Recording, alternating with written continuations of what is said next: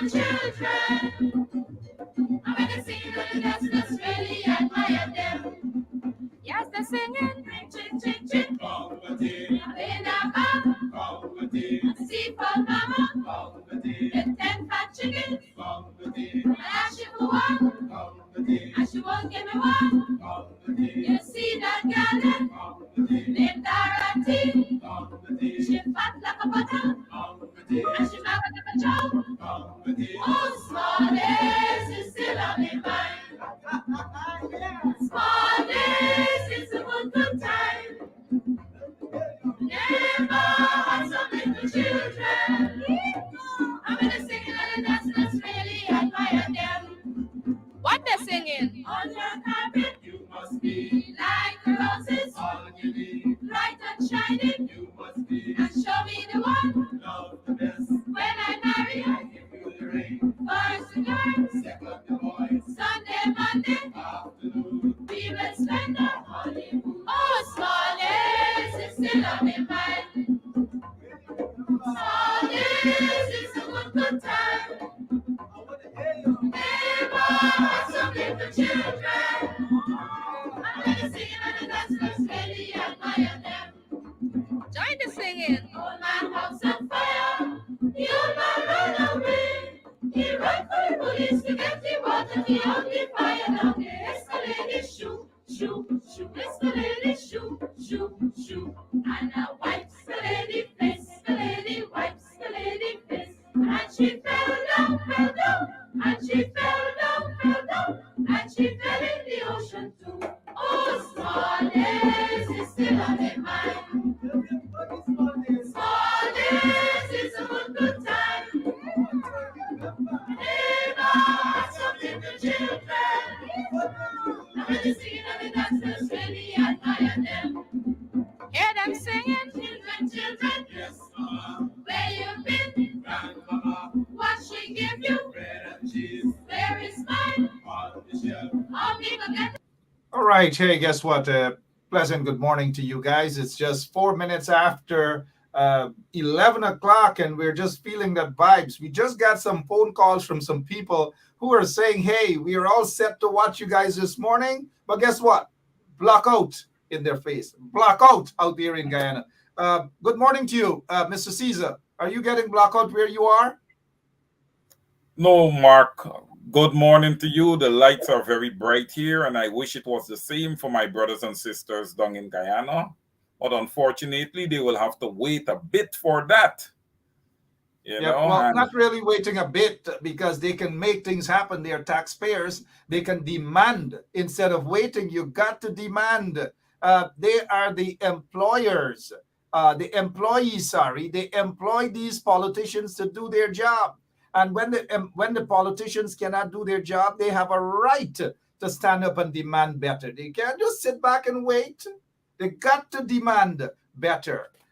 Look, speaking of which, I saw, and just to let our folks know that coming up at 11:30, we have the Honorable Congresswoman Yvette Clarke is going to be with us in the house. So share the link, spread the word, tell the folks that your favorite female congresswoman, congressperson, female, gosh, sound like a Sharma there for a moment. And I have what is called a IFLAT University lapse moment. So that is what we will have the Congresswoman in studio with us this morning, and we'll have also coming up at 11:15, which is about 9 minutes from now, Roydale Ford, the Member of Parliament. He's also Shadow Minister of Legal Affairs. He will be with us for a few minutes as well. But Mr. Caesar, let me take this time out to congratulate the female team out there and their coaches. They're out there out of 191 countries. These young people were able to bring, 23rd, secure a position of 23, I believe, or maybe the 5th position. Whatever it is, they just did us all proud. And congratulations to this robotics team. They're currently in, where are they? They're currently in Singapore, enjoying themselves and representing Guyana in Singapore. Congratulations to them. I'm sure you have something to say about that team, Mr. Caesar. Yes, Mark, indeed. Congratulations to them. They're very young people there, as you can see, and it just shows, their ability to team together and put their team first and go out there and perform at the highest of levels, representing Guyana.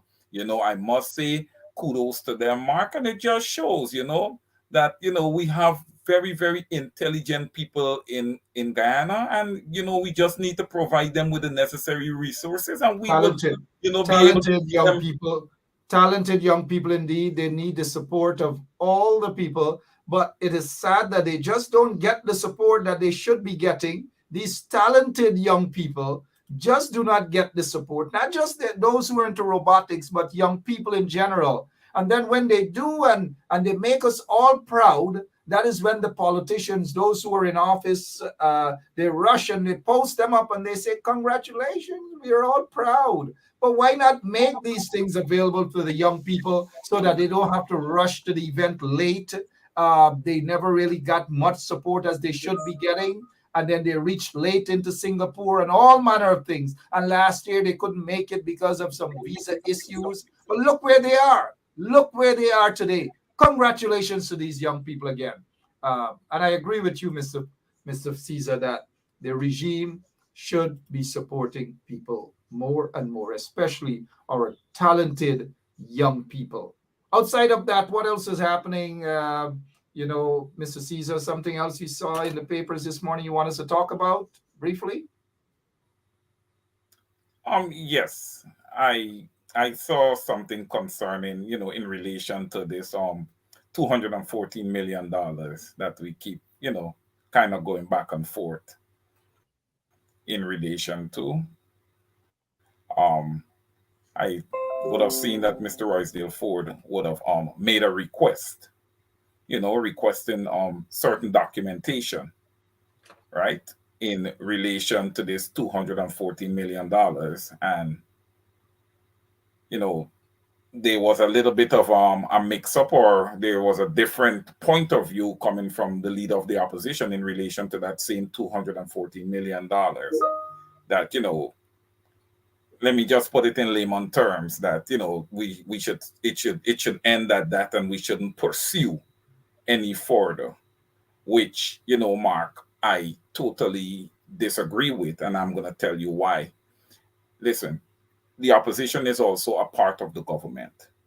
Okay? You don't want to give anybody absolute power. The opposition is there to provide a measure of checks and balances when we come to government.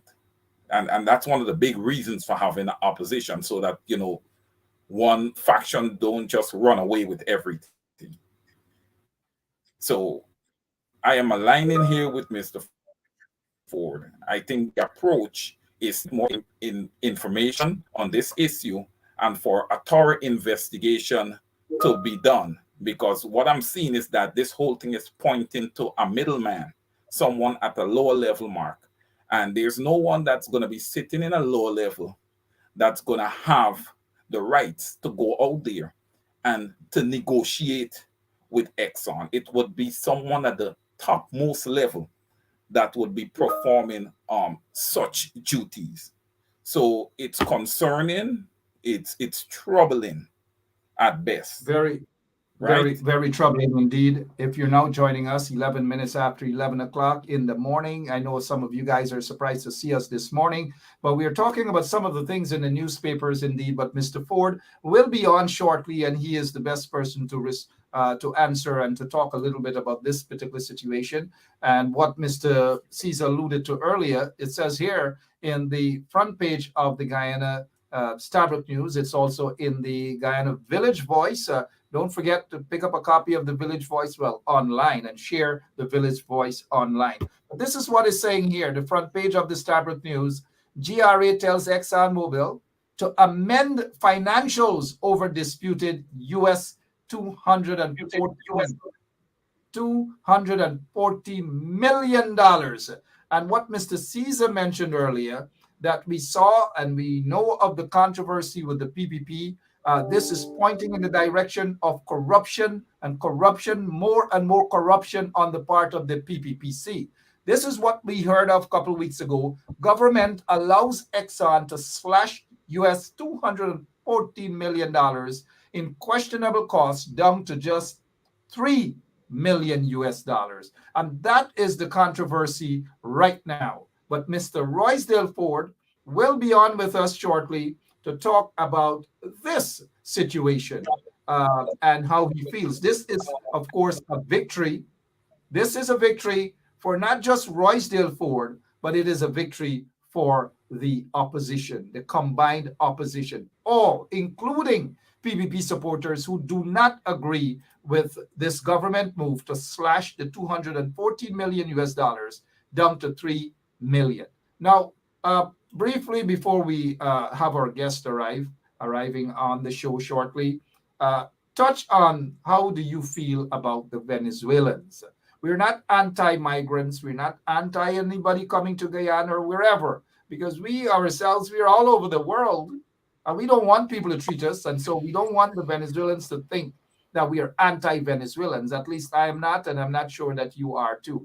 But how do you feel that with the influx of Venezuelans going into Guyana, and the PPP will play that as their master stroke to pad the voters list up?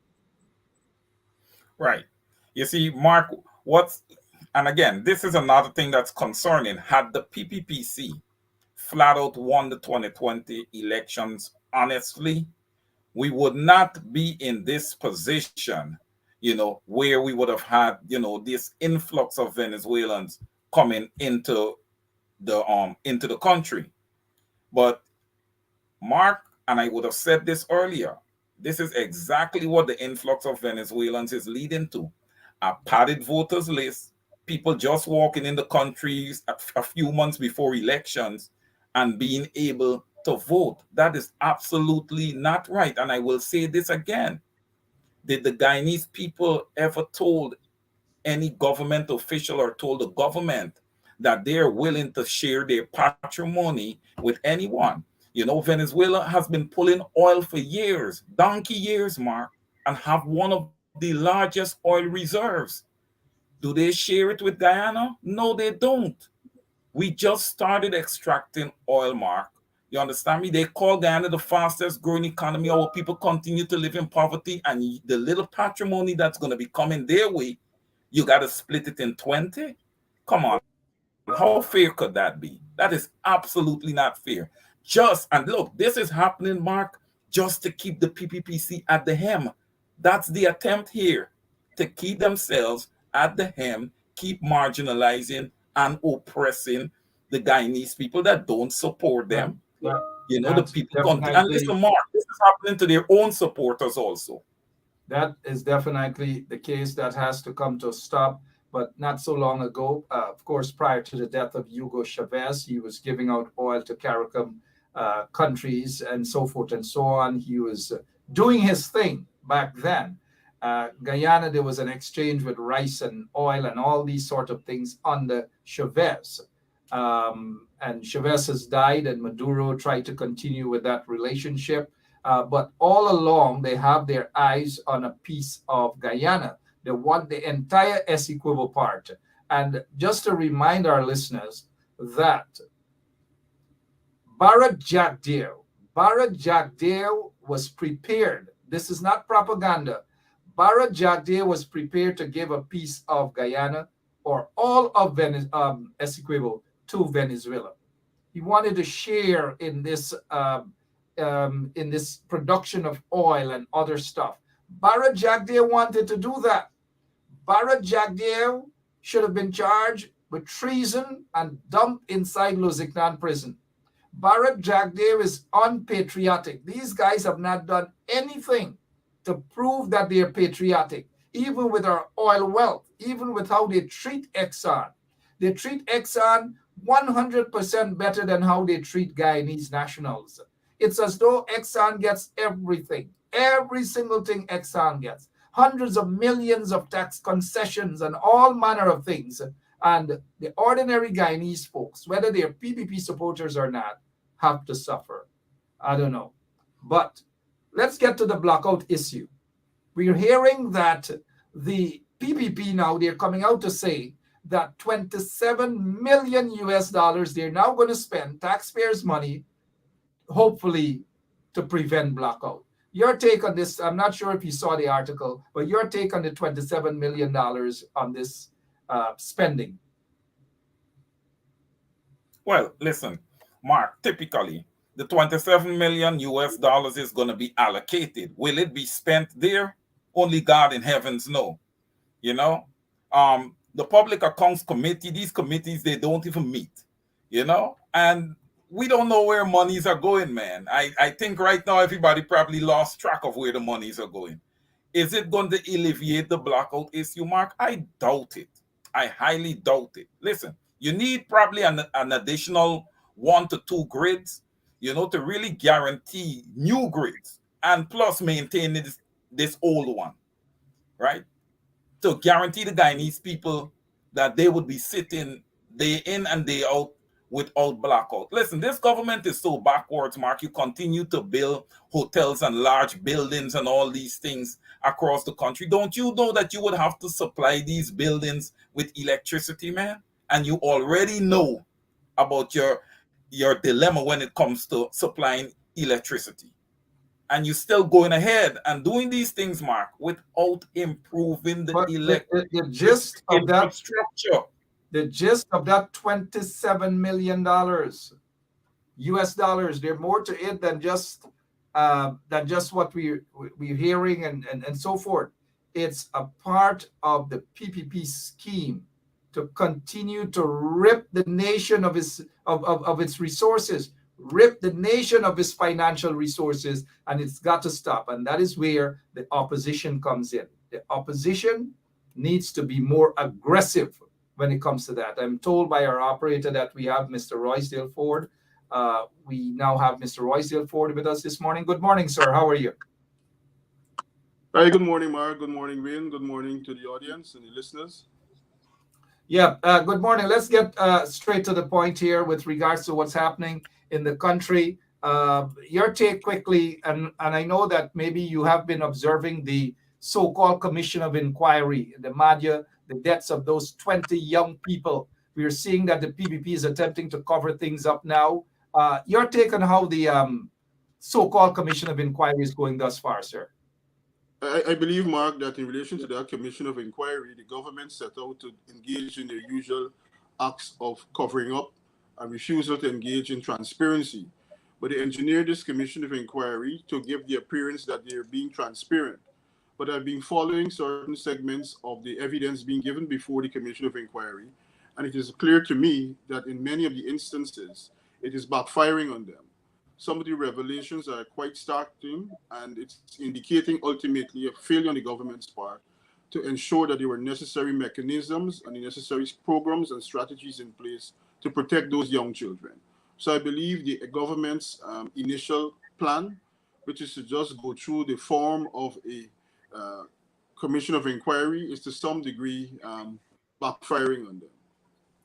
It is backfiring on them. Before we get to, because you just have just a couple of minutes with us, Wayne Caesar mentioned earlier the oil, the audit, but 214 million US dollars. We'll definitely have you address that. But what is your take on the influx of Venezuelan nationals coming in? Many boats and so forth, and the PPP, obviously, that is the perception out there, want to use them to prop up the voters list so that they will get these Venezuelan nationals to vote for them. Your take, sir? Mark, I believe that a very conservative estimate of the number of Venezuelan migrants in the country is probably in excess of 100,000 Venezuelans. We all know that the Venezuelan society is a very militarized society, and almost every citizen is trained in the use of firearms and is military trained. I find it an act of complete lunacy that the government would allow such a significant number of military trained persons to enter our country without any sort of overall national program governing them in relation to the national security interests of Guyana. And I believe that to see it only from the point of view of advancing the possibility of these persons voting for you in a fraudulent election is quite indicative of the state of the country, where personal party interest comes ahead of what is in the national interest of Guyana. Absolutely. Well said. Before we get to the main issue that I want to ask about this morning, which is your approach and successful approach, mind you, in ensuring that the Guyanese people get their fair share out of that $214 million missing from that Exxon audit or questionable audit. Mr. Caesar, you have any question before we get to that, please, to Mrs. Ford? Mark, at the present moment, I don't have a question for Roydale, but I could see one coming shortly. Yeah, Mr. Ford, let's get straight to the question, the other stuff, because we just have a few minutes with you here, and appreciate that you have taken the time out to join us this morning. Let's get straight to this here. GRA tells ExxonMobil that, hey, guess what? To amend financials over disputed $214 million. In this here, you also asked for the contract, the work contract with the Gupnath Bobby Gasai. Nothing is wrong with wanting the contract. The people, the taxpayers of Guyana need to see what this guy is being paid and what exactly is he being paid for. Once again, congratulations on this, but how far are we going to get with Exxon paying up its 214 million US dollars? Mark, I believe that this is a very significant development that the Guyana Revenue Authority has decided to instruct Exxon basically to amend its financials.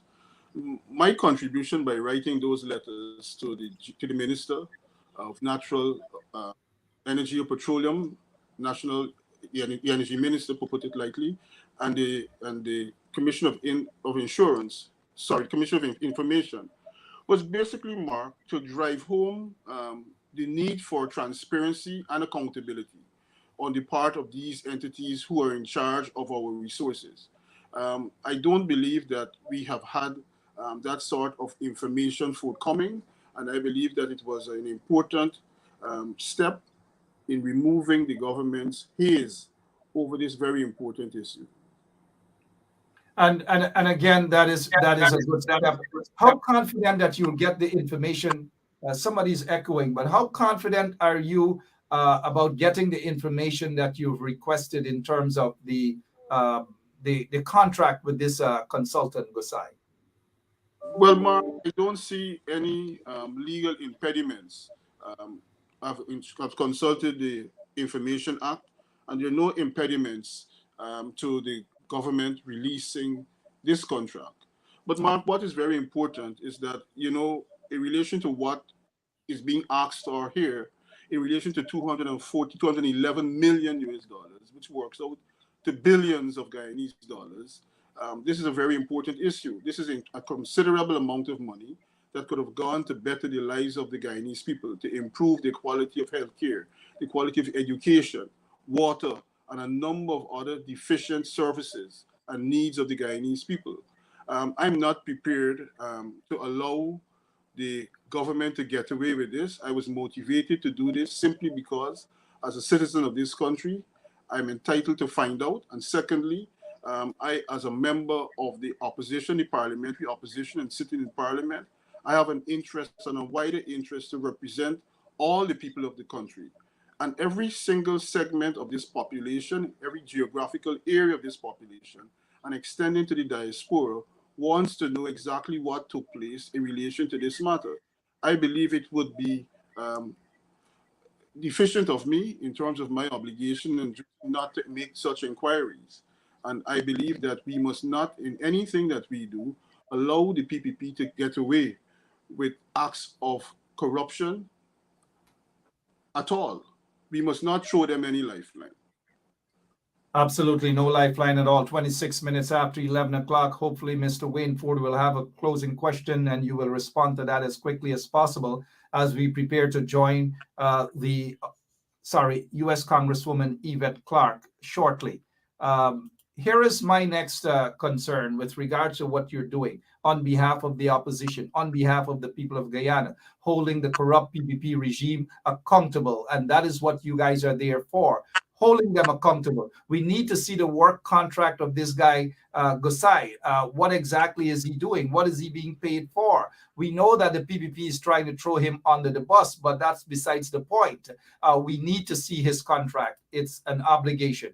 But an email coming out from the opposition, the office of the opposition, is basically diminishing your effort, your good effort, mind you, on behalf of the Guyanese people. This report says here from the leader of the opposition office, while the OLO, which is the office of the leader of the opposition, fully supports the rights of our members of parliament to seek information on government affairs, we wish to declare that as a political entity, we have absolutely no interest in the audit probe report and in Mr. Gusai's employment contract, as have been requested of the government by one of our MPs. As we have stated previously, the probe is an insult to the intelligence of Guyanese and blah, blah, blah, blah, blah, blah, blah, blah. Here is the leader of the opposition leader attempting to diminish your effort, of course, in going out and fighting on behalf of the Guyanese people. A lot of people are surprised by that statement, and it shows the disunity within the opposition. Your take on that, please, sir. Well, Mark, I would respond by making two statements. First, I would like to reiterate my commitment to the Guyanese people and to the commitment of my party, which stands for transparency, good governance, and accountability. And what I did there was completely in accordance with that. Secondly, Mark, as a trained attorney at law, I will make reference to a Latin maxim that we would have learned in tort law. Res ipsa loquitur. It means it speaks for itself. The leader of the opposition statement speaks for itself. I believe that we need to focus on good governance and accountability as a parliamentary opposition. Well said, Mr. Ford. Well said. And listen, I am aligning with you on this, and I would have said it on the show earlier, that the opposition is there to make sure that the government is kept in check. There must be checks and balances within government. I think that's one of the main things that the opposition should be doing, and you're executing that mandate, which is promised to the people of Guyana, that you guys are going to be there and you guys going to hold the government accountable, and there's going to be proper checks and balances, and you're executing that mandate, and kudos to you for that. Mark, over to you. Thanks to Wayne Caesar, holding the PPP accountable, which is important. Also, the people want to see how important is this contract with this contractor Gosai, because you're a trade lawyer. You need to see that. Yes, Mark. We have taken the position that the minister is ultimately responsible. But I believe that the contract will explain and draw significant light as to the operations of this petroleum department. It will show the degree of mismanagement that is taking place in relation to this petroleum industry, on which much of the future and hopes of the Guyanese people rest on. I believe that it is a significant national issue. It is an overpowering political issue. I believe that is an issue that the government wants to drive on the cover. And I believe that the contract will disclose significant malpractices and deficiencies in the discharge and stewardship of this very important industry. Well said. 11:31. We just got word from the Congresswoman's office. She will be on shortly, rushing out of an important meeting and into the studio with us. So we still have a couple minutes more. Mr. Caesar, do you have another question for the Honorable Roydale Ford, who is making some waves with regards to holding the PPP accountable? And also, we should recognize that Ganesh Mahipal did the same with regards to the contract of the pump stations out there in Blackbush Polder. So kudos to Ganesh as well. You guys are operating like superstars. But we're dealing with Mr. Ford and the $214 million. Mr. Caesar, sorry to take up your time there for a minute. Go ahead. Yes. Mr. Ford, again, we was spoke on this earlier with the influx of the Venezuelans coming into the country and everything. Um, what's your take and in your mind, what do you think is going to happen, with the Guyana Elections Commission and these migrants that is coming into the country? Do you think that they'll be allowed to be registered and would get that opportunity to vote in Guyana? I want your take on that. Um, I believe that that is certainly the intention. And I believe that the Guyana Elections Commission will be complicit in every illegal and constitutional effort by the PPP to facilitate that. Um, when we look to see the nature of the legal framework or the legal institutions governing the process leading to voting, it is very important for us to realize that it is completely under the control of the government, of the PPP, completely under the control of the PPP. And I'm speaking about the registration of births and citizenship. So if the GCOM simply operates in a manner in which they do not have any degree of oversight over that process, it is almost a fait accompli by the time you meet to the stage of the preparation of a registered list of voters. So I see GCOM almost abandoning its responsibility to ensure that at each and every step of the way that the persons who come onto that list would be legitimate persons. I believe also it underscores the need for a realignment of the system to place it completely under the control of GCOM, to have control over the registration of births and the acquisition of citizenship, and they need to establish a comprehensive department under GCOM to govern those issues because of its close relationship with voting and persons expressing their franchise and determining a government. Secondly, I think it points clearly to the need for us to have a rigid system of biometrics at the place of poll, and ultimately the revamping of the entire voters list so that we can engage in a process of verification of citizenship, of the entitlement to vote, and the consequential registration of those persons on the voters list. But currently, I see GCOM doing nothing that would inspire the confidence of the Guyanese people, and of course myself, and I dare say the political party of which I'm a member, that we can see a fair electoral system being managed by GCOM. Well said. 34 minutes after 11 o'clock. Mark Benchop here alongside Wayne Caesar. And this is what we have in mind. Occasionally, some mornings with you. But Mr. Roydale Ford, looking at some of the comments, some folks are asking what's happening with the party's Congress. Mark, I am not in a position to say when the party's Congress will be held. I don't believe that the General Council has indicated that any General Council has been met, has been kept, and I don't believe that the Central Executive Committee of the party has decided on a date for the holding of Congress. Interesting indeed. Mr. Caesar, any final question for Mr. Ford before he goes off to his courtroom dealings? Yes, Mr. Ford, this one last question is going to be very short. And the word is around that you will be contesting for the leadership of the PNCR. At this time, are you in a position to confirm whether you are or not?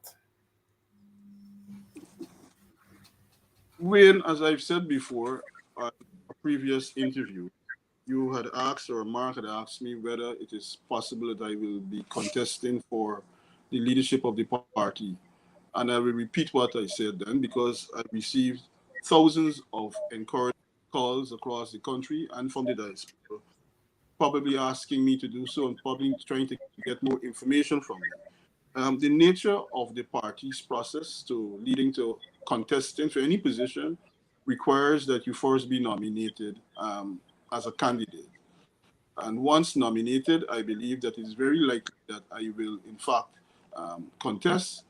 That is having regard to the circumstances that I know now and the need for ensuring that my party returns to government.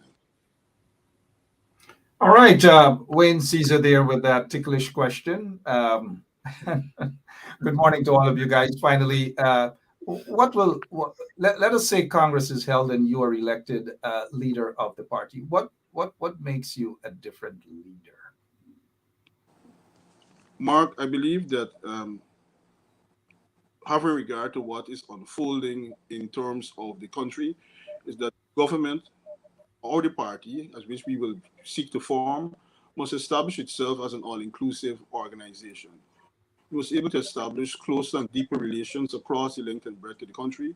We must be able to go into our communities and articulate new policies, dynamic policies that will be able to capture the imagination of our people. We need to stop allowing the PPP to believe that they have a free run on the Guyana, free run on the Guyanese people. They must not feel that the Indians, Guyanese people are their personal property and be able to govern this country. They must not be able to believe that they can put in place poor economic plans for the development of this country and expect it to succeed while the Guyanese people stand back and suffer. We have come to this point where we need to rally around the common interest and the welfare of the Guyanese people. And I believe that I will be able, together with the party, across the length and breadth of the country and the diaspora, organize plans and programs which will lead us back to government.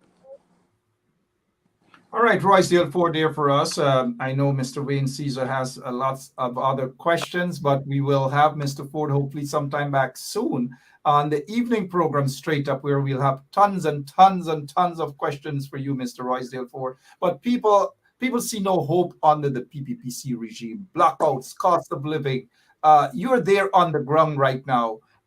Before you go, just leave some hope, some sort of hope for all those who are listening right now and who are tired of the PPPC regime. Mark, I believe that we are all aware of the current situation in the country, as you outlined, the blackouts, the deteriorating economic conditions, the increasing cost of living. I believe that the hope lies in the Guyanese people and finally deciding that they've had enough. And I believe that the continuous decay, deterioration of the country, the poor governance of the country, the continuous expositions of corruption on the part of the PPP is moving the people to a point where we are ready to confront the PPP. We now have to establish how we're going to do it and the leadership that is going to be necessary and the type of leadership that is going to be necessary to take us forward to be able to achieve that. So I ask the Guyanese people not to despair. I ask my party comrades not to despair. And think that we are at such a critical stage in our development that if we allow the PPP to continue in this wanton manner, that we all will suffer for many, many generations to come. Thank you so much, Mr. Roydale Ford, attorney at law, also member of parliament and senior counsel of that. In the papers today, this is the main issue, and the main issue is GRA tells Exxon to amend financials over disputed. Now, I know I said finally, but before you go, exactly, can you explain this here? Wayne Caesar is the public accountant, but can you, Mr. Ford, explain this here? What do they mean amend financials over disputed US? What is it? Are they going back? Are they saying to amend it to reflect the 214? What's happening here, please? Break it down briefly for us. Um, from the face of it, Mark and Wayne, it seems as if GRA has dictated now and determined that Exxon must now consider itself indebted to Guyana not for 3 million US, but to add the 211 and to revert it back to the 214 million US dollars as having been the amount legitimately found by the auditing company, IHS Market, as being owed to the Guyanese people and the Guyanese government. Um, it seems to be saying that. Thank you. It seems to be saying that indeed. Roydale Ford, we thank you so much for your time. Thank you so much for what you're doing, holding the regime accountable. This should be done in a unified manner. There shouldn't be no split hairs, no back and forth and disunity, which is what we're seeing right now, and we don't need that. However, I take this time out to salute you and say kudos for a job well done, sir. Thank you so much this morning. Thank you very much, Mark. Thank you very much, Wayne, and thank you to the audience for their support. Have a good morning. Thank you, sir. Yeah, Roydale Take Ford, your Senior time. Counsel there, Member of Parliament, telling it like it is and giving us a quick breakdown as to what's happening. Mr. Wayne Ford, we have a slight delay with the Congresswoman. She's running out of a meeting now, and we should be joined by her shortly. For those of you, this is the interview coming up shortly with Congresswoman Yvette Clarke. What else is happening in the country, Wayne, that we can talk about? Donald Ramatar basically said, hey, the contract should be renegotiated. Irfan Ali said that basically, to sum things up, that Donald Ramatar should shut the hell up, shut his mouth up. Your take. Okay, Mark, I'm going to answer that. But before I do so, I just want to elaborate on the request by the Guyana Revenue Authority to have those financial statements amended. That's correct. That's the proper line to take here. Um, this is just to show that Exxon reporting practices is questionable in nature, hence the reason the request to amend. And in the amendment, we're going to be not reporting $3 million, but we're going to be reporting $240 million, which is correct. And that's the way it should be going forward. We need to make sure that Exxon is reporting correctly. And listen, they already have an excellent deal, which is very lopsided in their favor.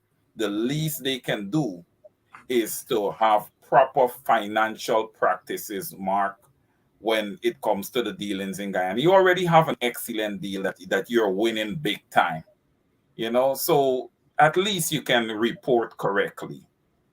So listen, we have Mark, we have nurses, we have pensioners, we have teachers, we have so many people, police officers, all these different people who are being underpaid in the country, and you're gonna let 211 million US dollars, which allocates to billions of Ghana dollars, just fly just like that. You can't have any respect, for your people when you do something like that. A people that is already punishing, and the Irfan Ali statement, to the statement that Donald Ramatar would have made to have, the oil contracts renegotiated. For once, I'm going to agree with something that Donald Ramatar would have said, but that has come from the mouth of many, Mark. Even you have said it many times that, this contract should be renegotiated. So it's not something that we're now hearing, but it should be highly considered, especially since we know that it's such a lopsided deal. Exxon would have made billions already from the oil that they would have extracted from Guyana. It's time for us to start evening out a little bit here. It's time for the deal to get a little sweeter in favor of the Guyanese people, because so far they've got nothing from it, Mark. So listen, we need to fix it. We need to fix it so that the Guyanese people can benefit from it. Because listen, oil, Mark, when you extract oil, it brings issues to the whole ecosystem. Guyana is warmer than it typically is. This year was a warmer year. People are reporting that it's the warmest year they've ever experienced in Guyana. And what does that lead to, Mark? That's going to lead to a lot of rain. It's going to lead to a lot of flooding, a lot of things people are going to experience. There's going to be a lot of loss of property, I guess, down the road if these things do occur. And people need to have money so that they can replenish what's lost and these type of things. So, the Guyanese people need to start benefiting oil, Mark. All right. Flat out. 46, And 46, Irfan is wrong with this statement. Absolutely wrong. 46 minutes after 11 o'clock, Wayne Caesar, they are telling it like it is. Lots and lots of wrong things indeed. Donald Ramatar has called for the contract to be renegotiated. Irfan Ali got upset and basically said, go to hell. The majority of Guyanese people are fed up of the PPPC regime. The PPPC is in trouble. And I'd like to get to this tape, and don't take what this lady is saying for granted. Do not take what she is saying for granted. Yeah, my name is Jacinty Caldata Francis Vietnam, and since 1965 I become a voter, and I always place my ex next to the cop. And what they are doing today, I can't take it. So I have no more vote to give to PPP anymore. I'm not going to. Absolutely. No more, no more, no more, no more, no. That's how people feel throughout the length and breadth of Guyana. People are tired of the corruption. People are tired of the substandard works on the roads. They are just tired. Cost of living is up.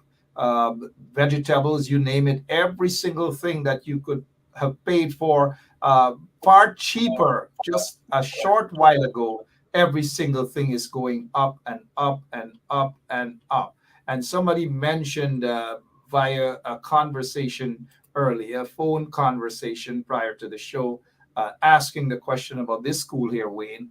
Over 200, close to $300 million spent or allotted for this school here. And this is where they are, this school out in Linden. Nothing at all, Wayne, thus far. You're not surprised that nothing and the waste of taxpayers' monies. Mark, I am not surprised at all. This is nepotism at its highest level here from the PPPC. And listen, that's what we've been experiencing with them, for quite some time now. So listen, the ordeal just continues here. And it just shows you also what they think when it comes to education in the country, because this is an education institution that they're trying to build out here. And it appears as if they're taking their time. It looks like if this is going to take more than 5 years to be completed here. And we would have allocated $94.4 billion to the education sector. So I don't see what is taking this school this long to complete. Is there a lack of contractors? Is there a lack of labor? What is there that's going on? Corruption. Because there's a lot of guys out there who is looking for a job and can't find a job. Corruption, yes. The money is being allocated, but it's not going to the projects. It's being used to line the pockets of the PPPC and the inner circle of their cabal. That is exactly what is happening here. And listen, Mark, these people need to go to jail. These people need to go to jail. So if there's a change in government in 2025, listen, like I said before, I don't have no problem being on an auditing team that's put in place to audit these people and get these people in jail. You just can't do this. This is robbing the Guyanese people. You're robbing them in bright daylight. They're suffering while you're taking their money and doing whatever you please to do with it. That's just not right, Mark. And listen, we need to put a stop to this. Over to you, sir. Yep, certainly just not right at all. 49 minutes after, just got another word from the Congresswoman's office. She's definitely going to be on.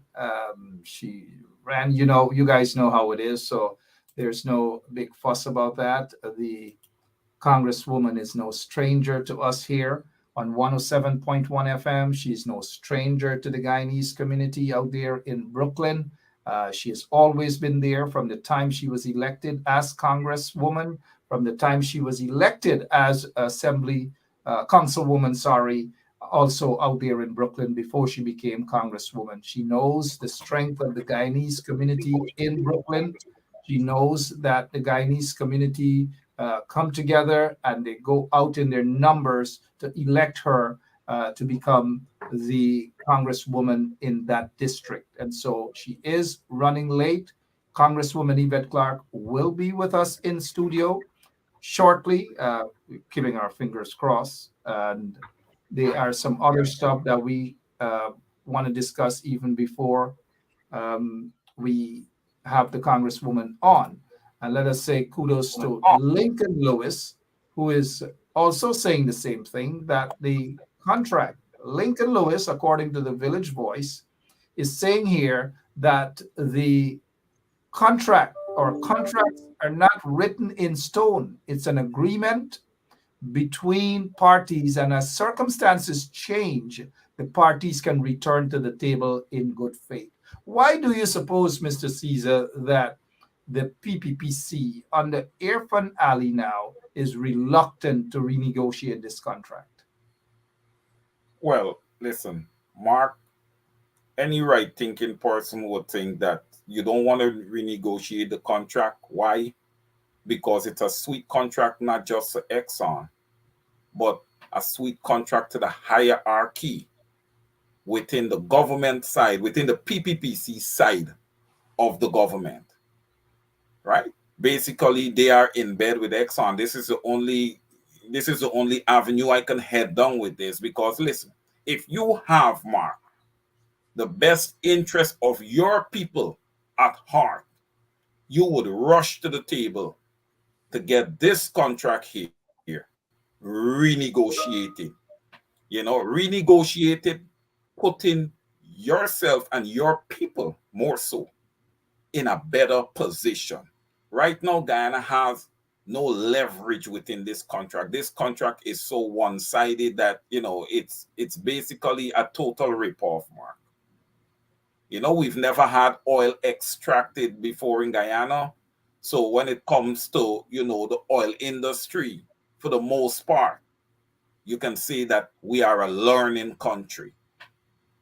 So in the sector, you could say dunces then in the oil sector, because we are now learning. And we are losing while we learn. And we're losing more than we should, Mark, because of the government that is in place now. Now, Mark, let me just give you a quick breakdown here. If I am at the table negotiating a contract of this magnitude, and it's going to be this one-sided, Mark, first of all, I'm not going to sign a contract that is this one-sided. Number two, Mark, you will not extract a barrel of oil from Guyana until above 60% of your workforce is trained, ready to work in the oil sector, Guyanese. So these people win all over, Mark. They get to bring in their people for the most part. Guyanese that are working with ExxonMobil is underpaid tremendously compared to their US, Trinidadian, and other countries that have, experience in oil counterparts. So it's so one-sided, Mark. It was just badly negotiated. When you have people elected into government, they think that they know it all. They don't listen to anyone who's outside of the box and can have a better picture of what's going on. They don't listen. And that's a big issue, Mark. You even find leaders in the political parties that are not listening. They don't just they need to don't listen. listen at all. 54 minutes after 11 o'clock, we have a special program, and hopefully soon we will be joined by the leader of the not the leader of the opposition. He was on a few nights back, but we will be joined by Congresswoman Yvette Clarke. Congresswoman Yvette Clarke. She doesn't disappoint, folks, and I'm sure that she's not going to disappoint us this morning. We are not the type that get angry, get vexed. Politicians are busy. She's a congresswoman of the United States of America. And she finds time, yes, to come and chit chat with us, tell us what's happening in her district and so forth. Tell us about some of the laws and some of the things that she's fighting for the people in her district. And a lot of those folks in her district are Guyanese people. A lot of Guyanese go out there and stand up and represent her, vote for her. And so that is why, she will be appearing this morning. And I must apologize I know we said that it was going to be 11:30, but she will be on shortly. She will be on. Don't lose sleep. The Congresswoman will be on. Good morning to all of you guys. We're scrolling through the comments. And for those of you who think that maybe we should have this sort of talk maybe every other day, so to speak, in the morning, just let us know. We may be heading to Washington, D.C. with the Honorable Congresswoman Yvette Clarke, Yvette D. Clarke. I always try to ask her. The D stands for Diana, it's Diane. It sounds like Guyana. Good morning to you, Congresswoman. Good morning, Mark. It's great to be with you. And the D stands for Diane.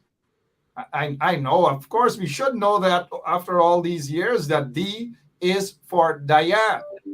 You know, I bet my Right. co-host this morning, Wayne Season, knows something new about you, Congresswoman. Diane, D for Diane. How are you? Absolutely. I'm well, all things considered. Yeah, let me just congratulate you and your colleagues for a fantastic job done with regards to seeing that there was no government shutdown. You must still be tired about by that, huh? Busy times. Well, it's very busy times, and we averted one crisis and landed in another one. You may be aware that right now the House of Representatives does not have a Speaker of the House. Yeah. How are you guys? How are you And guys managing that? No speaker. Go ahead. Sorry. well, right now, the Republican caucus or conference is meeting to determine who their consensus candidate will be. That doesn't have any bearing on the Democratic conference. We are solidly behind uh, Congressman Hakeem Jeffries for Speaker. So it's really left up to the Republican conference to determine who their candidate for Speaker will be, and whether in fact they have the votes in place to make him Speaker or her Speaker. What's the likelihood that we can see some Republicans crossing the aisle to vote in favor of Hakeem Congressman Jeffries becoming the first African American Speaker of the National Assembly? What's the possibility? Yeah, that's it's the House of Representatives, and I don't envision that. Notwithstanding the number of members in the Republican Party that are currently representing deeply blue districts, I think that the pressures that they're under from their conference to toe the line is going to make it very difficult for anyone who would want to cross party lines to support Hakeem Jeffries to do so. What that would simply do is invite a primary against that individual. And so therefore, their whole reelection plans would be upended because they'd have to defend themselves against a candidate that runs against them for supporting Hakeem Jeffries. And we're very close to, of course, our election season here in the US. So I don't know that we'll see any profiles in courage at this stage. All right, let's head straight to Brooklyn because you have a lot of your folks out in Brooklyn, Brenda Casey, Gavin Caesar, and Renee, and all of them in your district want to hear some good things that you have been doing for that district of which you are representing them. What are some of the good things we can hear about that you have done thus far? Well, unfortunately, well, what I would say is the best thing that I've been able to do is really protect the interests of the people of the 9th District of New York. When my party was in the majority, we were able to deliver on an infrastructure bill that we know will yield dividends for the people of our constituency. We were able to pass the Inflation Reduction Act, which did a number of things. It set us on a path to address climate change, creating more opportunities for entrepreneurs to get into the renewable energy space, while at the same time addressing the cost of prescription drugs and, particularly insulin, which is a major challenge for the diabetics in my constituency. And, passing sort of groundbreaking legislation that hasn't been dealt with in quite some time, which was gun violence protection measures that provides funding for local community organizations to really put into place programs that would divert young people away from, activities that could lead them down a pathway to, picking up arms in our community. So we did a number of things in the last session that are yielding dividends now. But unfortunately, this Congress, I call it the do nothing Congress, because it's being led by extreme MAGA representatives, and they are anti-governance. So that, we've been basically trying to hold the line and push back on a number of draconian measures that they want to pass in order to really weaken the posture of our federal government to provide resource and support to our communities. So unfortunately, this Congress has not been as productive or as bipartisan as it should be in terms of governance. It's been politics over people time and time again. And, we really have to get out of this vicious cycle with the Republican Party.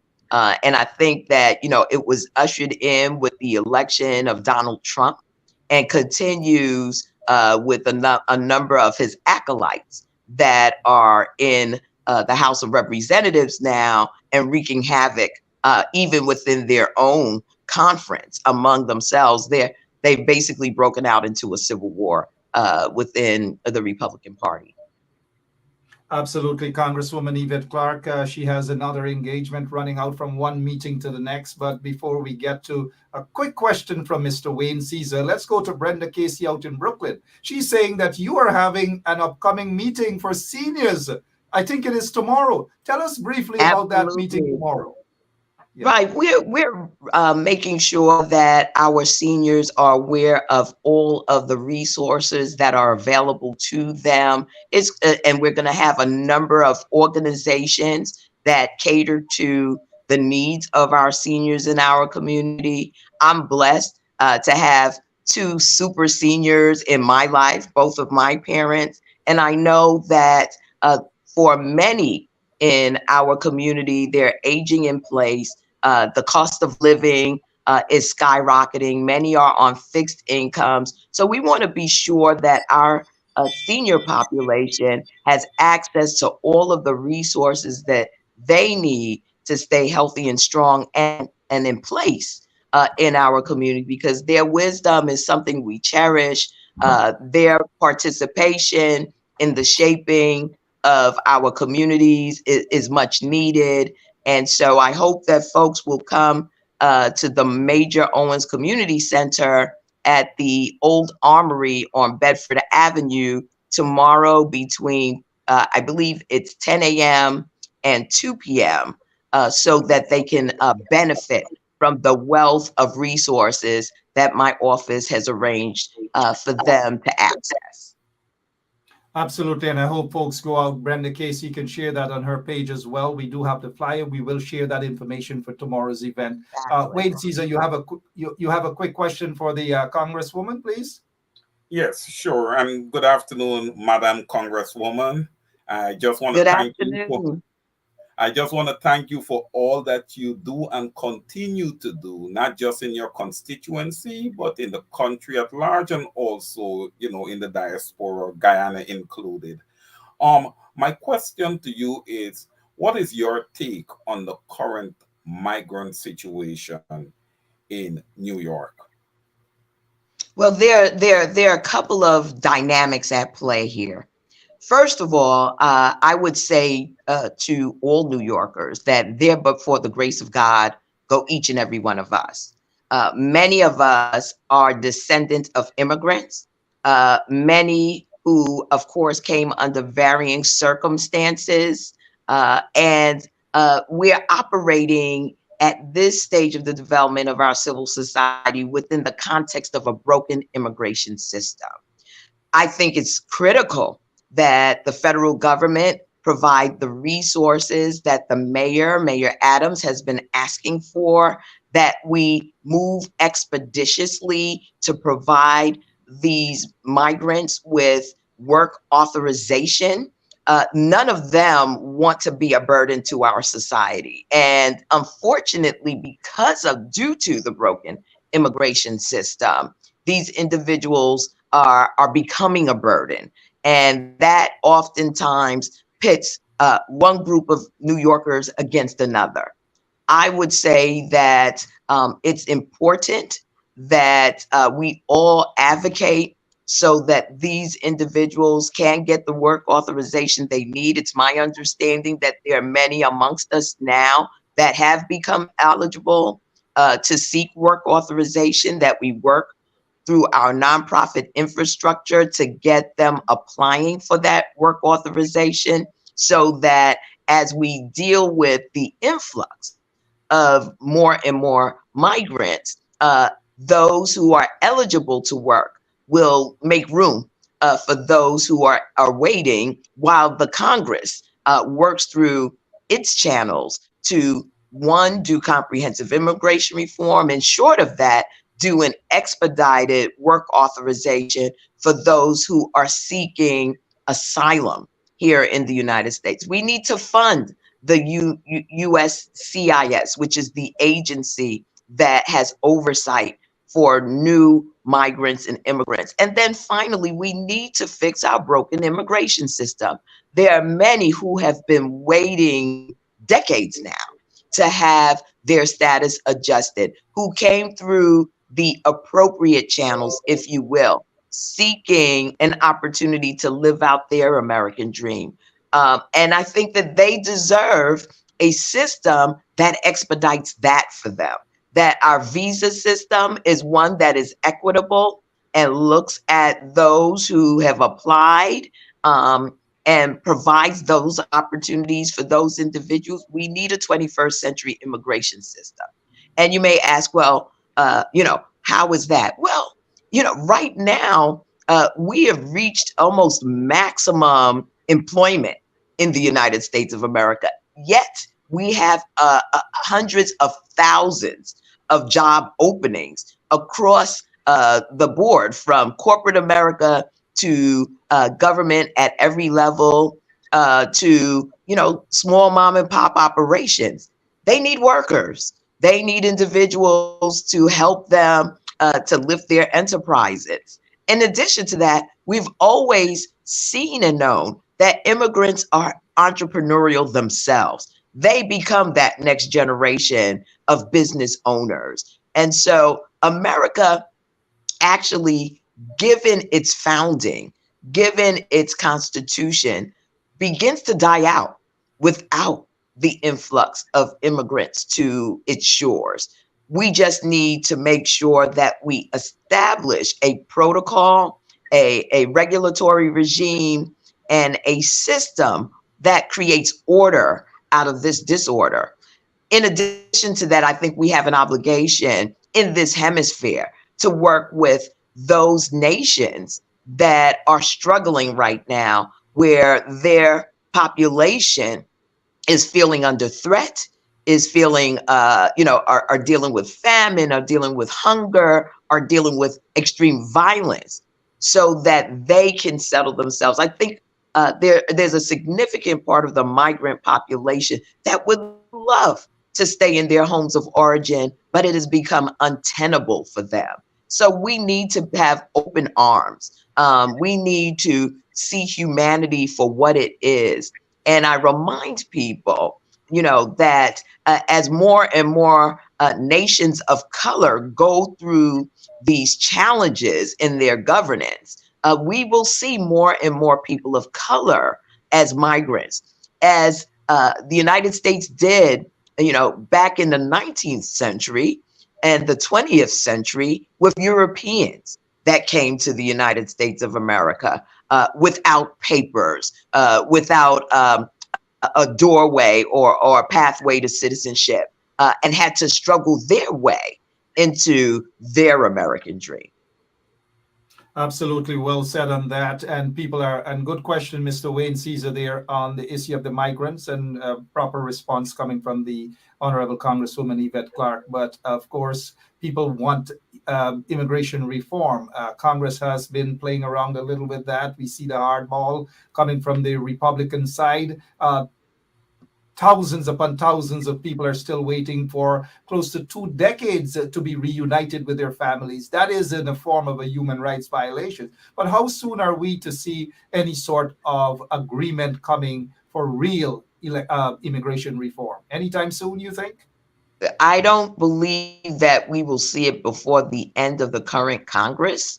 I know that, there have been a number of pieces of legislation, some of which I'm the prime sponsor of, that have been introduced. However, unfortunately, again, we're dealing with a Republican majority that use this as a political ploy to stay in power, as opposed to governing in a way in which it's beneficial to our nation in a bipartisan manner, to be able to make sure that the needs of our nation are met in terms of employment, in terms of knowledge and expertise. These individuals, some for varying reasons, have come together to really just say no and to say close the border. And that's no way for us to make progress in this hemisphere and in our nation in particular, when indeed we have the capacity and the ability to make a difference in this time and in this moment through immigration reform. Well said. Tomorrow's event, I notice one of your big supporters out there in Brooklyn is saying that tomorrow's senior citizen event is going to be at Major R. Owens Health and Wellness Community Center, 1561 Bedford Avenue. It's for senior citizens. And Miss Congresswoman, I'm getting up there, myself and Wayne Caesar. We are there. I'm getting up there too. I'm getting up there too. Please give my regards to your mom, the Honorable Una Clark. Made us all proud. But quickly, Wayne, any other thing that you wish to add quickly, because the Congresswoman has to go? Yeah, this is going to be short too. Madam Congresswoman, where do you see we going? I mean, we were able to get a deal done at the last minute there, October 1st, to keep the government open. Do you see a more robust deal coming to fruition before this current short-term deal expires? Well, one of the things that we are insisting on as a Democratic caucus is that, the Republican Party keep their promises. In a vote of over 300 members, a bipartisan vote during the debt ceiling debate, the negotiation included an extension of our federal funding for the federal government. That was reneged on by then Speaker McCartney, that then brought us to what we are currently dealing with, which is the continuing resolution.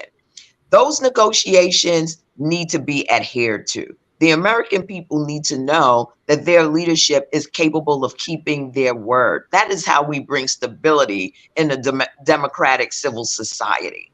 However, we are also under the clock right now. And you may know that the continuing resolution, or CR as it is described, that was recently passed in the House of Representatives prior to the ousting of Kevin McCarthy as Speaker, set the clock at 45 days. Well, we're well into the 45-day clock already, which means that, until we get a Speaker, we can't take up the measures that are required to meet that deadline. So again, we may be pressed into the precipice of another government shutdown by Republicans if they don't get their act together to do true governance, bipartisan governance in the House of Representatives. So stay tuned. There's an easy way out for them, and that is to go back to the agreement that was signed with President Biden to advance our financial well-being through the debt ceiling negotiation. In lieu of that, they would need to pass a number of appropriation bills that have yet to pass on the floor of the House. But most importantly, they need to have a speaker in place to advance the legislation. Right now, we are at a standstill in terms of legislating because there's no Speaker of the House. No, Speaker of the House, indeed. Lots of Guyanese watching. They're in your district as well. They go out, they vote overwhelmingly for you. Some of them believe that you have gone to Guyana so many times. You know Linden, you know Quarantine, you know Borbies, you know Georgetown, you know Essequibo, you know Bartica, you know Philippine. Uh, Leave them with some degree of hope in your district, please. Well, let me say that first of all, our hope has always resided within ourselves. I am blessed to represent a constituency that has always looked out for one another. It is truly the village that raises the child. However, I want to encourage everyone within the constituency. If you have not become a citizen of the United States as of yet, I know some of you say you're going back home to Guyana, you're building your house and what have you. You need to get into this fight because right now our nation needs us. And if you've been in this nation with a green card for 5 years or more already, you are eligible to become a citizen. Please reach out to our office. We will help you navigate that because the more folks that we have franchised in our community, the more of an impact we can have on the direction that the United States takes, not only within our own communities, but on a global level. And so I want to thank my constituents, my Guyanese American community for all that they continue to do to lift up, to undergird, to protect, and to advance the interests of all of our community across the spectrum and say that, I know that times are getting tough, particularly when we look at the cost of living in the United States of America, in New York City in particular, in the borough of Brooklyn in specific. But we have always come through. I say to people, our ancestors did much of the heavy lifting. What we have before us is almost child play compared to what they had to undergo, not being citizens, not being considered citizens, not being given the vote, their humanity always under question.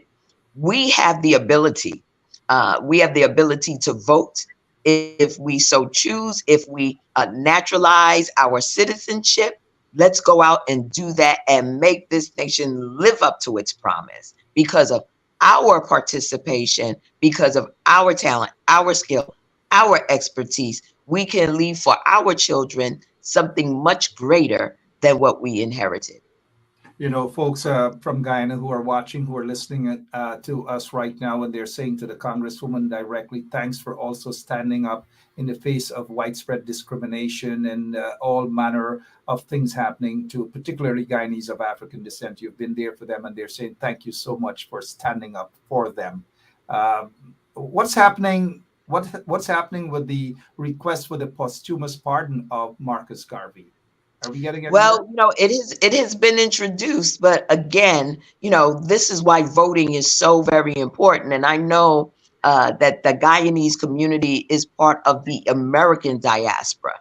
We need to encourage our sisters and brothers in other parts of the country to go out and to vote, because as long as Hakeem Jeffries remains the leader of the Democrats and not the Speaker of the House, important legislation like the exoneration of the Honorable Marcus Messiah Garvey will not be brought up in committee for debate and will not be brought to the floor for a vote. And there are many pieces of legislation, from the Voting Rights Act to the George Floyd Policing and Accountability Act to comprehensive immigration reform, that have been introduced, that have been debated, but will not be brought to the floor, unfortunately, because we're dealing with these MAGA extremists that have already demonstrated to the American people that in many ways they espouse the values of white supremacy,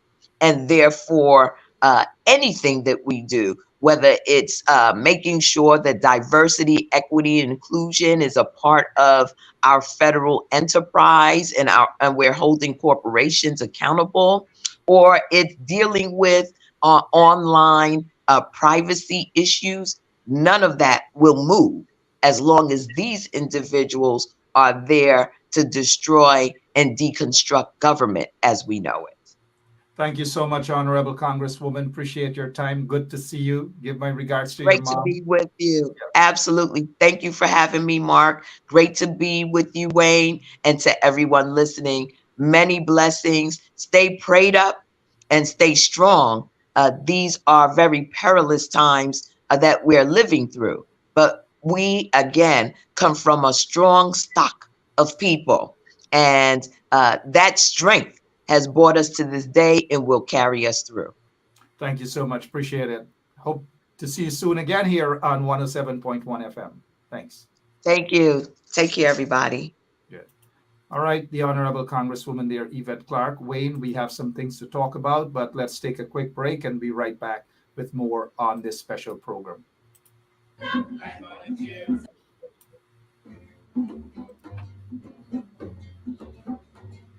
Small days is still on my mind. Small days is a good time. Neighbor has some little children. I'm gonna sing it on the dance, really admire them. Small days is still on my mind. Small days is a good time. Neighbor has some little children. I'm gonna sing it on the dance, really admire them. Yes, they're singing. Ching, ching, ching. In a bar. See for mama. Get 10 fat chickens. And ask you for one. And she won't give me one. You see that girl named Dorothy. She fat like a butter. And she maggle like a chow. Oh, small days is still on my mind. Small days is a good time. Never had some little children. I'm gonna sing it and that's really admire them. What they're singing? On your carpet, you must be like the roses. All you need. All right, welcome back to this special program. And one of the things that I want to say to the members of our audience, this is a professional camp, so to speak, and we really do mean that, and we must reflect that on our discourse. We cannot be fighting each other and distracting each other in the comment section. As I've noticed, my friend Conrad August is telling Keith Beresford to go and eat brick, or you can make him eat concrete. How have we gotten to this level of discourse, guys? There's nobody should be telling anybody about their mothers and so forth on this program. It's not tolerated at all. So Conrad August, I know you have this fighting spirit whenever you're online. I wish you can have that fighting spirit on the ground when you're in Guyana. Let those PPP guys eat concrete. Tell those PPP guys about those derogatory things you want to tell people on this program. Conrad August, it's too late for you to say sorry. You get the award. You're my friend, but you get the award this morning. Unless Wayne Caesar said don't give it to you. Wayne, what do you think? We should give him the award? We're gonna give Conrad a pass today, Mark. Man. Come on, Conrad. You know better than that. And of course, the Honorable Mr. Keith Beresford, that's my friend here. Conrad, let's tone it down. We've got to do better than tell people they're gonna eat brick, they're gonna eat concrete. Look, Wayne, people are saying, how many of you guys think that Conrad should get the award this morning? Brenda Casey is saying he should get it. Wayne say that he shouldn't get it. How many of you guys, because he told one of our ardent supporters here on Benchop Radio, listener, Keith Beresford, he cursed Keith about his mother. He told Keith about his mother. It is unacceptable. We wouldn't have that. Then he wants to fight with Keith, tell Keith that Keith going to eat concrete and all manner of things. How many of you guys think that Conrad August should get the award this morning? I think he should get the award. Wayne said no. Brenda Casey said yes. Others are saying what? Let's go. We have a vote. Well, Mark, one second, Wayne. One second. Let's ask Conrad if he thinks he should get the award.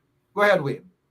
No, I would have to withdraw my vote because I don't agree with anybody, telling someone about their mother. That's a very touchy Yeah, situation. So I yeah, would have to yeah. withdraw. He has to get the award. Let's Yeah. wait another 30 seconds to see how many. Patricia Asane is saying he should be warned. Everybody's saying he should get the award. Um, he's saying Kamani apologize. He's begging. Okay.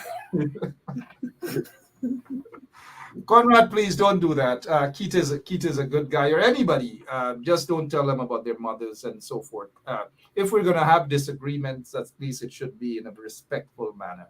And so, since Wayne Caesar got back from his no to his yes, I am going to go back from my yes to a no. Right? So we'll give him a pass this morning. We will give him a pass. Uh, Mr. Caesar, your take on the Congresswoman, your take on it. Because wait a minute, Keith Beresford has accepted his apology, accepted Conrad August's apology. Let's move on. Yeah. So Yes. hey, but before we move on, people really frighten the donkey. They frighten the award. Imagine Conrad is so afraid that Conrad doesn't back down. But look, our friend Brenda Casey say, Mark, you're soft. I am soft, Brenda. That's okay. I'm a soft guy, right? What is your take on the Congresswoman's Yeah.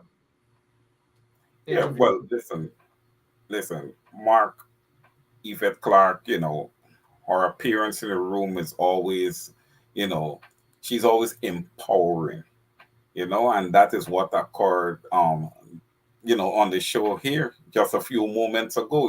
You see how she answered all the questions brilliantly. She knows what she's talking about. She's on the ground with our people. She knows our constituency very, very well. And listen, Yvette Clark deals with a complex constituency because she is right in the melting pot of Brooklyn, Mark. So she's dealing with people from all walks, all ethnicities, and listen, she has a good understanding of the issues that are affecting, people, not just in her constituency, Mark, but those issues applies across the country. And that's what makes her who she is, an imposing figure in Congress, where a lot of people listen to her because they know that the Honorable Congresswoman Miss Yvette Clark, she brings it, and that's what we got here. She brought it, Yeah, she did. Yeah. And I like the question with regards to the migrants and the immigration reform. And she is actually saying to people that, look, you need to go out and become citizens. If you're here for more than 5 years, go out and become a US citizen so that you can vote. Voting is important. How do you guys want immigration reform? If you don't have a majority in Congress, you wouldn't be able to get these bills passed. And that is what the Congresswoman was actually saying. And for those of you, you don't have to wait for 5 years before you apply for your citizenship. If you're married to a U.S. citizen, you could do that in 3 years as well. If you have been living in the U.S. Before you attain the age of 18, and you came here as a immigrant, meaning a green card holder, and one or both of your parents are U.S. citizens, do you know you're entitled for your U.S. passport as well? You don't have to apply. You don't have to wait until that 5 years. It's called deriv. You derived your citizenship from your U.S. citizen parent. All these things you need to know and you can do in order to vote in the next elections right over here. We do that as well. If you have immigration matters and issues, give me a call and we will attempt to rectify the problem or problems or lead you into the right direction. We will do that. Wayne Caesar, you were about to say something, sir. Sorry. Yeah, no, you just stole my thunder there. I was just gonna say to our listening audience, you have a friend, it could even be you yourself, that is not a citizen. We have our immigration consultant here, slash criminologist, Mr. Mark Benchap, who is the anchor here and my colleague. Just reach out to him and he will assist you, whether it is that you need knowledge as to what to do, whatever it is, Mark can help you, so don't be shy, just reach out and he will assist you. Absolutely, don't be shy. I know Conrad August, tired of ducking and running and living the life of ducking and running and living. Conrad, give me a call, man. I could point you in the right direction. I'm just throwing some concrete stones there at Conrad, who has been a bit mischievous, a bit naughty in the comment section, teasing our friend Keith and so forth. But it has been resolved. We will be back later on this evening on 107.1 FM. And we can talk about the lack of party unity and the fight down and all these manner of things. It has got to stop one way or the other. Before we go, though, Mr. Wayne Caesar, your closing remarks, sir. Yeah, my closing remarks, Mark. I just want to go back to Guyana for this. As Mr. Ford would have said, with the influx of Venezuelans, we have a lot of firearm experts coming into Guyana. We don't know, Mark, if these people, because Venezuela's always had somewhat of a robust military. We don't know if these individuals are military experts that could be coming and seeking out and doing their logistical works in Guyana. And listen, I look at this, Mark, as the PPPC, you know, promoting a terroristic act against their own people, the Guyanese people. Because, Mark, this could lead, this when you have over 100,000 Venezuelans in the country, there's a chance that there could be about 15 to 20,000 Venezuelan militants in the country. You know, you could be having Guyanese being executed right and left, right? We don't have possession of the weapons that these guys could get across the border. Our borders are porous. You know, we need to do something about that. You know, this install regime is not moving to do anything. It looks like if they just want to concede Essequibo, amongst other things, to the Venezuelans.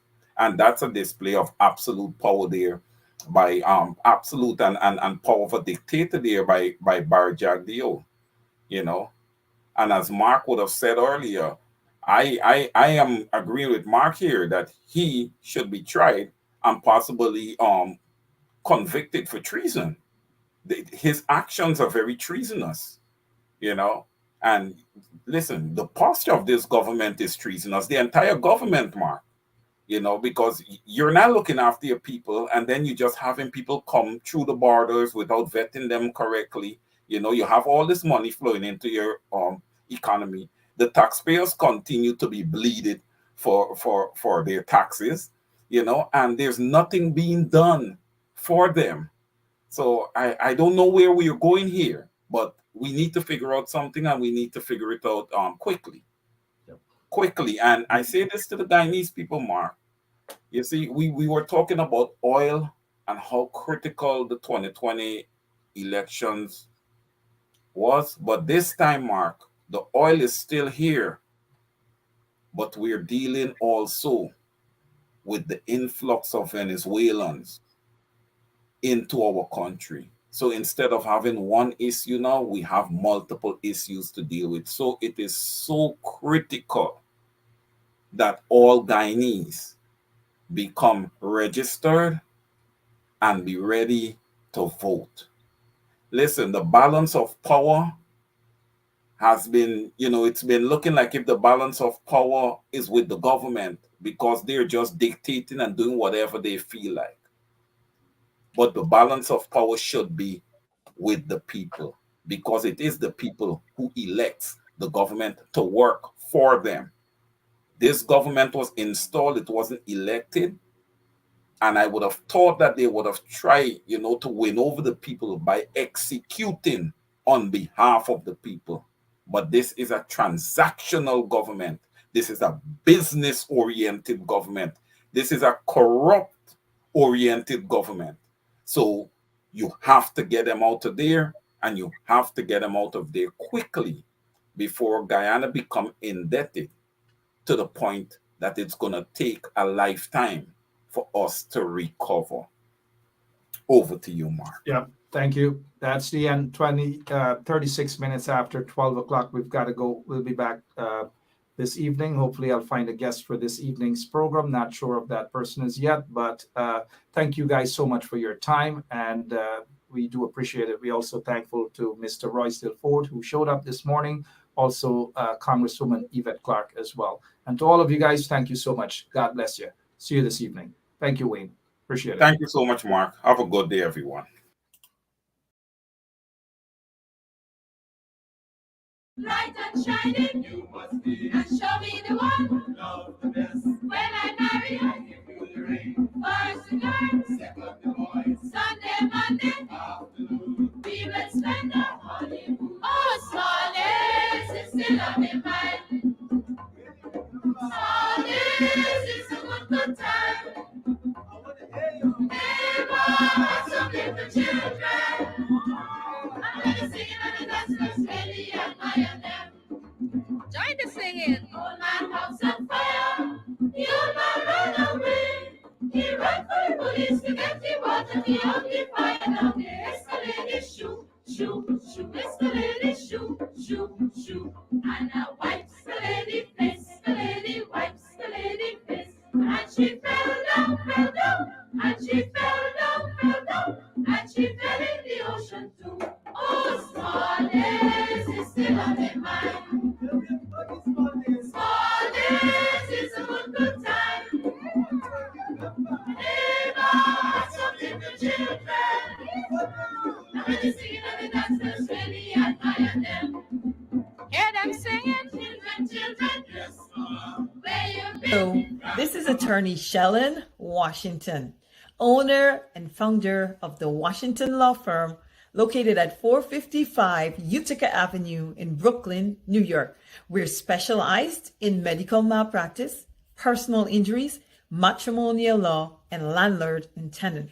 If you're in need of legal representation, please give us a call today. The number to call is 718-877-3100.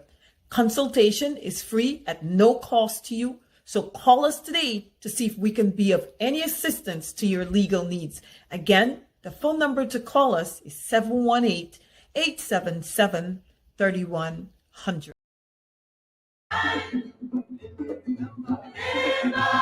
Some little children. I'm gonna sing it and the dancers really admire them.